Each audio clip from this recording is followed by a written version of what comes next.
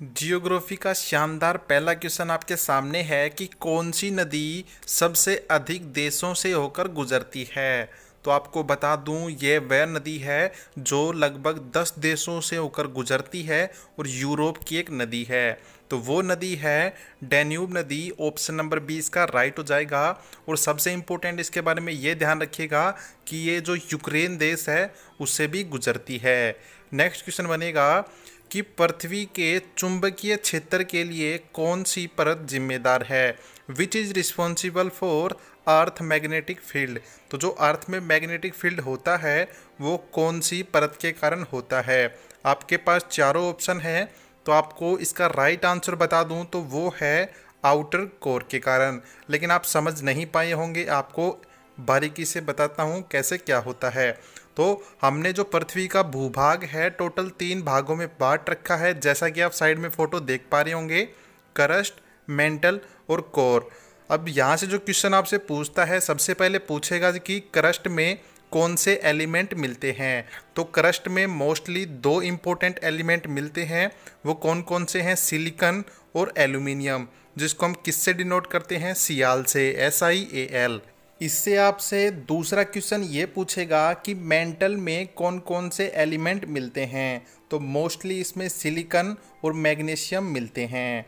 और इसमें जो लास्ट क्वेश्चन पूछ सकता है आपसे कोर के बारे में, सबसे पहले तो आप ये जानिए कोर को 2 भागों में बांट रखा है, इनर कोर और आउटर कोर। जो आउटर कोर होती है वो लिक्विड पार्ट में होती है और जो इनर कोर होती है वो सॉलिड पार्ट में होती है। तो कोर में मोस्टली कौन से एलिमेंट मिलते हैं? वो है निकल और आयरन, जिसको हम डिनोट करते हैं Ne और Fa से। सुंदरबन डेल्टा के जो जंगल होते हैं उनको हम किस नाम से जानते हैं? The forest found in Sundarban is called.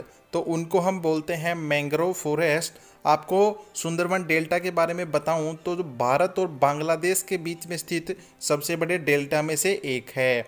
अब यह किस संगम से बनता है? तो आपको बता दूं, गंगा, ब्रह्मपुत्रा और जो मेघना नदी है इसके संगम से बनता है। और यह किस जानवर के लिए फेमस है? तो सबसे ज़्यादा जो इम्पोर्टेंट जानवर है वो है बंगाल टाइगर, जिसके लिए सबसे ज़्यादा फेमस है। नेक्स्ट क्वेश्चन बनेगा कि which year is called as the demographic divide. यानी सबसे ज़्यादा जो कमी देखी गई थी किसमें, जो हमारी सेंसस होती है वो कौन सी साल देखी गई थी? 1941, 21, 1901 या 1931 में। तो जो सबसे ज़्यादा ग्रोथ नेगेटिव में देखी गई थी वो कौन सी साल थी? 1921 में। दोस्तों पहली बार ऐसा हुआ था कि जब जनगणना की गई और सबसे कम जनगणना मिली थी 1921 में। जनगणना के बारे में आपको बता दूं तो हर 10 साल में होती है। अब कब होनी थी? 2021 में होनी थी, लेकिन काफ़ी कारणों के कारण नहीं हो पाई। इसके ऊपर मैंने एक स्पेशल वीडियो बना रखा है, अगर आप चाहें तो देख सकते हैं। Which hill station is called as the queen of Satpura. तो सतपुड़ा की रानी इनमें से किस हिल स्टेशन को कहा जाता है? तो 4 ऑप्शन आपको दे रखे हैं। इसका राइट आंसर हो जाएगा कौन सा दोस्तों? ऑप्शन नंबर 1, जिसको हम बोलते हैं Pachmarhi hill station. Option number 1 इसका राइट हो जाएगा। और यह कहाँ पर स्थित है दोस्तों? तो नर्मदापुरम जिले में स्थित है, जो कहाँ का है? मध्य प्रदेश का है। इसके बारे में डिटेल से बात करें तो अगर इतिहास की बात करें तो जब पांडव 5 भाई यहाँ पर वनवास के लिए आए थे तो कहा जाता है उन्होंने इस हिल स्टेशन की स्थापना करी थी। नेक्स्ट क्वेश्चन बनेगा कि निम्न में से कौन सी वायुमंडलीय परत सूर्य की जो पराबैंगनी किरणें होती हैं उनको एब्जॉर्ब या अवशोषित करती है? अब काफ़ी मेरे भाई सोच रहे होंगे कि यहाँ पे ओजोन लेयर तो लिखा ही नहीं हुआ, तो आपको यह दिमाग लगाना है कि ओजोन लेयर कौन सी परत में आती है। तो वो आती है स्ट्रेटोस्फेयर में। ऑप्शन नंबर 20 का राइट हो जाएगा। अब आपको बता दूं ओजोन लेयर काम क्या करती है। तो जिन साथियों को नहीं पता उनको बताऊं कि ओजोन लेयर जो सूर्य से पराबैंगनी किरणें आती हैं जो हमारे लिए नुकसानदायक होती हैं उनको ओजोन लेयर रोकती है।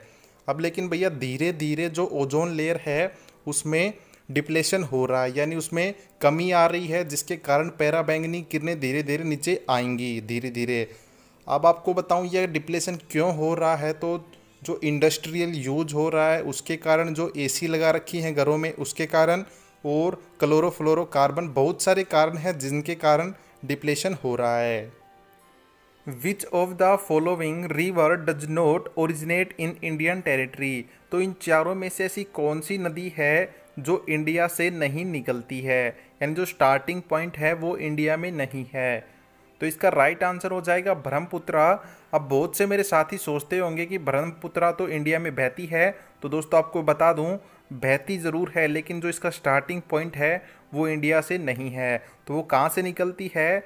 मानसरोवर झील से निकलती है, जो कहाँ पर है? तिब्बत में है। तो ये बात ध्यान रखिएगा।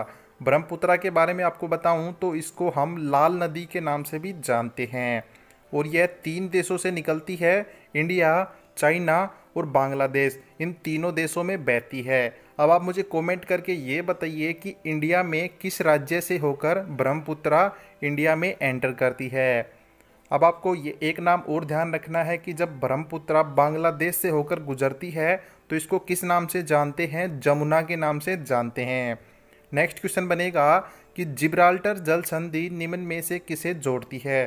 तो जिब्राल्टर जल संधि 2 सागर को जोड़ती है। वो कौन कौन से हैं? तो वो हैं एटलांटिक महासागर और मेडिटेरियन सी।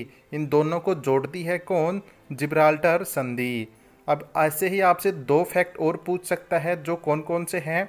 एक तो है जो स्वेज नहर है वो कौन से 2 ओशियन को जोड़ती है, तो वो कौन कौन से हैं? मेडिटेरियन और लाल सागर को आपस में जोड़ती है। अब आपसे पूछेगा जो पनामा नहर है वो किन 2 ओशियन को जोड़ती है, तो वो जोड़ती है पैसिफिक ओशियन और एटलांटिक, जिसको हम प्रशांत महासागर बोलते हैं। नेक्स्ट क्वेश्चन है दोस्तों कि लिथिफिकेशन प्रोसेस के द्वारा कौन सी प्रकार की रॉक्स हमें प्राप्त होती है। तो 4 प्रकार की रॉक्स आपको दे रखी हैं। इसमें राइट आंसर हो जाएगा जो लिथिफिकेशन प्रोसेस से हमें मिलता है वो होती है सेडिमेंट्री रॉक्स। अब आप पूछेंगे कि लिथिफिकेशन प्रोसेस क्या होती है, तो मैं आपको बता दूं जब कोई रॉक या मैग्मा या लावा लिक्विड फॉर्म में होता है तो उसको सॉलिड फॉर्म में कन्वर्ट होने के बाद जो प्रोसेस यूज की जाती है वो कौन सी होती है? लिथिफिकेशन प्रोसेस होती है। तो इसका राइट आंसर कौन सा हो जाएगा? कौन सी रॉक हमें मिलती है? तो वो होती है sedimentary rocks. Laterite soil is rich in, यानी जो लेटेराइट मिट्टी होती है इसमें सबसे ज़्यादा कौन सी मात्रा होती है? तो वो होती है आयरन ऑक्साइड की। अब यहाँ पे आपको एक ऑप्शन और मिल सकता है, वो है एल्यूमिनियम। दोनों में से जो भी आ जाए वही राइट है, या दोनों आ जाएं तो दोनों राइट होंगे। इसके बारे में आपको बताऊं कि जो लेटेराइट मिट्टी होती है ये जो हायर एरिया होते हैं, यानी जो ऊंचाई वाले एरिया होते हैं वहाँ पे मिलती है, और इसमें नाइट्रोजन की कमी होती है दोस्तों। अब नाइट्रोजन की कमी होने के कारण यह एग्रीकल्चर के लिए अच्छी मिट्टी नहीं होती है। ये फैक्ट्स तीनों ध्यान रखिएगा इसके बारे में। वेल्ड्स आर ग्रासलैंड ओब, तो जो घास के मैदान जिनको हम वेल्ड्स बोलते हैं किस महाद्वीप में मिलते हैं? तो ये मिलते हैं अफ्रीका महाद्वीप में।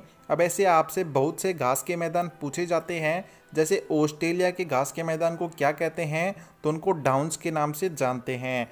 एशिया के अगर पूछे तो उनको हम स्टेपीज के नाम से जानते हैं। ये फैक्ट्स भी ध्यान रखिएगा। नेक्स्ट क्वेश्चन बनेगा कि the friendship highway is a road that connect China to, तो जो फ्रेंडशिप हाईवे है वो चाइना को किस देश के साथ जोड़ता है, आपको वो बताना है। तो आपको बता दूं तो जो मैत्री राजमार्ग है वो चाइना को नेपाल से जोड़ता है, और यह कितने किलोमीटर लंबा राजमार्ग है? तो 800 किलोमीटर लंबा नेशनल हाईवे है। ये फैक्ट्स भी ध्यान रखिएगा। आज का लास्ट क्वेश्चन है कि विश्व की सबसे गहरी घाटी इनमें से कौन सी है? तो 4 ऑप्शन आपको दे रखे हैं। इसका राइट आंसर हो जाएगा काली गंडकी घाटी। इसका राइट आंसर है ऑप्शन नंबर डी। ये फैक्ट्स भी ध्यान रखिएगा। और ये कहाँ पर मौजूद है? तो नेपाल देश में यह मौजूद है।